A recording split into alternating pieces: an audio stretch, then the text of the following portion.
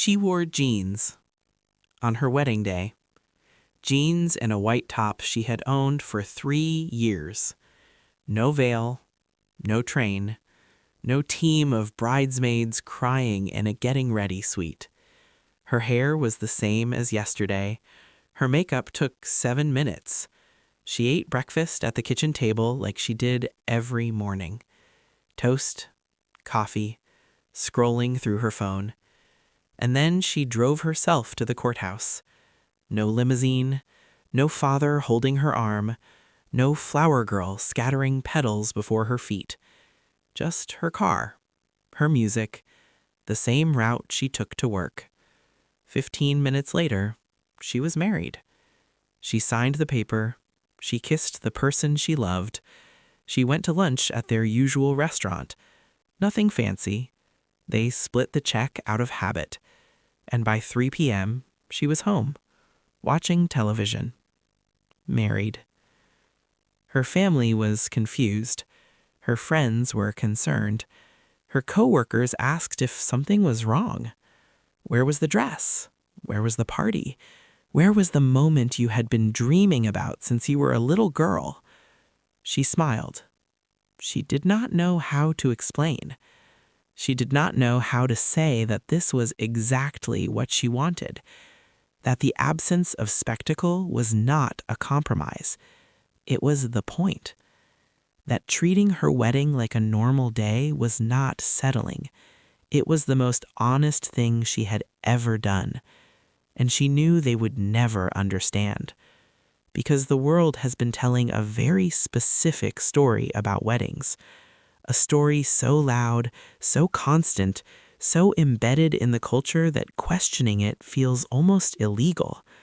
And she had questioned it. And she had chosen differently. And that choice revealed something about her that most people will never know about themselves. Let me show you what lives inside the person who treats their wedding like a normal day. Because this is not about budget. This is not about laziness. This is not about a lack of romance. This is about a fundamentally different relationship with identity, performance, and love itself. And it might be the most psychologically healthy approach to marriage that exists. Let me start with what weddings have become. The average wedding now costs more than a car, sometimes more than a down payment on a house. The average bride spends months, sometimes years, planning a single day. The dress alone requires multiple shopping trips, alterations, opinions from everyone she knows. The guest list becomes a political document. The seating chart becomes a strategic operation. The timeline is managed down to the minute. Every detail is photographed, filmed, posted, preserved. And underneath all of this planning, all of this preparation, all of this expense and stress and coordination, there is an unspoken assumption. This is the most important day of your life. This is the day you have been waiting for. This is the day that defines you. But what if someone does not believe that? What if someone hears this assumption and something inside them rejects it? Not because they do not value marriage, but because they do not value performance. Not because they do not love their partner, but because they do not need an audience to prove it.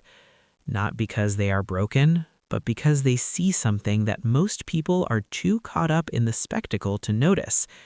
The wedding is not the marriage. The wedding is a single day. The marriage is 10,000 days. And the person who treats their wedding like a normal day has made a profound psychological calculation. They have decided that the weight of their commitment does not need to be carried by one heavily produced event. It will be carried by every ordinary morning after, every quiet evening, every small choice to stay. The wedding is just a door. Why spend a fortune decorating a door when the house is what matters? This is the first psychological trait of people who reject wedding spectacle. They are immune to symbolic inflation. Symbolic inflation is what happens when a symbol becomes more important than what it represents. The wedding is supposed to symbolize love and commitment, but somewhere along the way, the symbol ate the thing it was pointing to. The dress became more important than the vows. The venue became more important than the promises. The Instagram photos became more important than the actual experience of getting married. People who treat their wedding like a normal day see this inflation clearly. They see couples who are stressed, exhausted, in debt, and fighting by the time the actual ceremony happens. They see brides who cannot remember their own vows because they were too worried about the timeline. They see grooms who spent more time choosing a DJ than preparing for a lifetime partnership. And something in them says no, not for me. I will not let the symbol become the thing. I will not let the performance replace the reality. I will keep my eyes on what actually matters. This is not a lack of romance. This is a refusal to be distracted from what romance actually is. The second trait is even more revealing. People who treat their wedding like a normal day have an unusual relationship with external validation. Most people plan weddings at least partially for others. For parents who have expectations, for friends who want to celebrate, for social media followers who will judge the aesthetic, for society itself, which has clear opinions about what a wedding should look like. The big wedding is, in many ways, a performance for an audience, a public declaration that requires witnesses, a ritual that gets its meaning from being seen. But some people do not draw meaning from being seen. Some people find that the presence of an audience actually dilutes their experience, that performing their love makes it feel less real, that the more people who are watching, the further they get from the actual moment. These people are not antisocial. They are internally referenced. Their sense of meaning comes from within, not from external confirmation. They do not need 100 people to witness their commitment for it to feel real. It feels real because they feel it. The witness is internal. The validation is internal. The meaning is generated from the inside out, not the outside in. This is psychologically rare. Most humans are deeply dependent on external validation without even knowing it. They make decisions based on what others will think. They measure experiences by how they will be perceived. They cannot separate what they want from what they are supposed to want. But the person who chooses a courthouse wedding in jeans has done that separation. They have asked themselves, what do I actually want, not what am I supposed to want? And they have answered honestly. Even when the honest answer makes other people uncomfortable, even when the honest answer breaks expectations, even when the honest answer looks wrong from the outside. This is integrity, the alignment between inner truth and outer action, and it is one of the rarest traits in human psychology. The third trait goes even deeper. People who treat their wedding like a normal day often have a different relationship with time. Most people treat the wedding day as a peak, the highest point, the day everything leads up to and everything flows down from. Before the wedding, you are preparing. After the wedding, you are remembering. The day itself is the summit. But what does it mean to structure your life around a single peak? It means every other day is less. It means the ordinary days, the normal mornings, the unremarkable evenings are somehow lower, less important, less meaningful, just the filler between highlights. People who reject the wedding spectacle often reject this entire model of time. They do not want a life of peaks and valleys. They want a life where every day matters, where meaning is distributed across all the ordinary moments, not concentrated in a few extraordinary ones.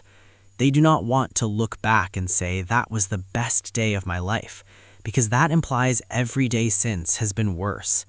They want to build a life where any day could be the best day, where the weight of meaning is carried by the whole, not by isolated spikes of spectacle. This is a profound reorientation, away from events toward presence, away from highlights toward consistency, away from the day everyone will remember toward the days only two people will share. There is a fourth trait that almost no one talks about. People who treat their wedding like a normal day often have a deep discomfort with being the center of attention, not social anxiety, something different. A feeling that being watched by everyone changes the nature of the experience, that when all eyes are on you, you stop being yourself and start being a version of yourself, a performed self, a self that is aware of the audience and cannot stop being aware of the audience. For some people, this is fine. They enjoy the spotlight. They feed off the attention. They feel more themselves when they are being seen. But for others, the spotlight creates a separation, a distance from their own experience. They feel more themselves in private, more real when no one is watching, more present when the audience disappears. For these people, a big wedding is not a celebration, it is a performance. And performing your love feels like a betrayal of what love actually is. Love, for them, is what happens when no one is watching. It is the way you fight and repair, the way you show up on difficult days, the way you hold each other when nothing is wrong and nothing is special and it is just Tuesday. That is love. Not the first dance, not the choreographed kiss, not the speech that everyone applauds. The real thing happens in private, and inviting an audience feels like inviting people into a space that was never meant for witnesses. This is not shame. This is not secrecy. This is sacred. The recognition that some things lose their meaning when they are performed, that some things need privacy to remain real, that the most precious moments of a life are often the ones that no one else will ever know about. The person who chooses a small wedding, or no wedding, or a courthouse, or jeans and coffee and a regular Tuesday is protecting something. They are protecting the sacredness of ordinary intimacy, and they are refusing to trade it for applause. Now let me tell you the thing that will shift everything. People who treat their wedding like a normal day often have the strongest marriages. Research consistently shows that there is an inverse correlation between wedding spending and marriage success. The bigger the wedding, the shorter the marriage. The more expensive the ring, the higher the divorce rate. This seems backward. Should not the couples who invest more have more commitment? Should not the couples who make the biggest declarations stay together longest? But psychology tells a different story. Couples who spend excessively on weddings are often compensating. They are performing commitment because they are not sure they feel it. They are using spectacle to create certainty they do not actually have. They are trying to buy a feeling that cannot be purchased. But couples who treat the wedding as no big deal often have nothing to prove. They are not performing, they are not compensating, they are not using the wedding to create feelings that are not there. The feelings are already there, quiet, certain, unshakable.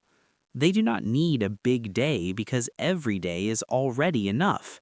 They do not need external validation because internal validation is already present. They do not need to convince anyone, including themselves, that this is real. It is real, and real does not need a production budget. Here is what I want you to understand. If you have ever felt strange for not caring about weddings the way you were supposed to, you are not broken. If you have ever felt guilty for wanting something small and simple and unremarkable, you are not unromantic. If you have ever looked at the wedding industry and felt like you were watching a performance that had nothing to do with actual love, you are not cynical. You are seeing something clearly that most people are too caught up in the spectacle to notice. You are recognizing that the wedding is not the point. The marriage is the point. The life you build is the point.